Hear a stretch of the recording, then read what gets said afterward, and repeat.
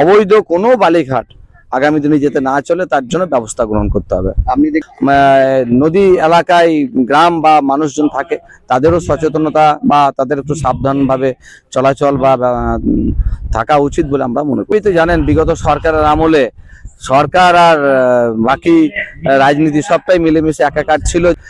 Syndicate রাজের প্রতিষ্ঠা হয়েছিল এবং কোটি কোটিদের এই এলাকাতে যেহেতু ন্যাচারাল রিসোর্স অনেক বেশি, তার জন্য আমরা মাইনিং ইনস্টিটিউশনের কথা বলেছি।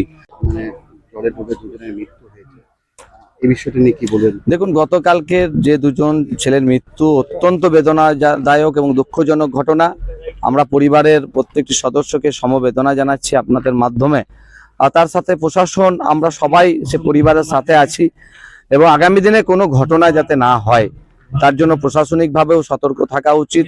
এবং যে সমস্ত নদী এলাকায় গ্রাম বা মানুষজন থাকে, তাদেরও সচেতনতা বা তাদের একটু সাবধানভাবে চলাচল বা থাকা উচিত বলে আমরা মনে করছি। অনেক সময় দেখা যাচ্ছে যেগুলো লিগেল ঘাট, তারা কিন্তু নিয়মকে বুড়ো আঙুল দেখিয়ে তারা কিন্তু একতাল গাছ পর্যন্ত গর্ত করে দিচ্ছে, তো সেইকালে বিপদ বাড়ছে।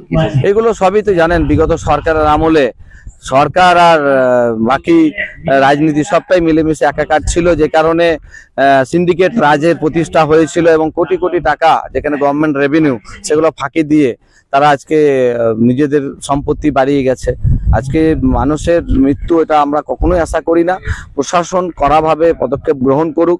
অবৈধ কোনো বালিঘাট আগামী দিনে যেতে না চলে তার জন্য ব্যবস্থা গ্রহণ করতে হবে। জন্য বললেন, মানে যদি বিস্তারিত ভাবে বলেন কি, মানে কি ছিল, কি আবেদন করেছিলেন? দেখুন, আমাদের এই এলাকাতে যেহেতু ন্যাচারাল রিসোর্স অনেক বেশি, তার জন্য আমরা মাইনিং ইনস্টিটিউশনের কথা বলেছি, যা অত্যন্ত প্রয়োজন বীরভূম জেলার ছাত্র যুবদের জন্য, যারা আগামী দিনে নিজেদের এলাকার বিষয় নিয়ে পড়াশোনা করবে এবং নিজেদের কর্মসংস্থান করে নেবে।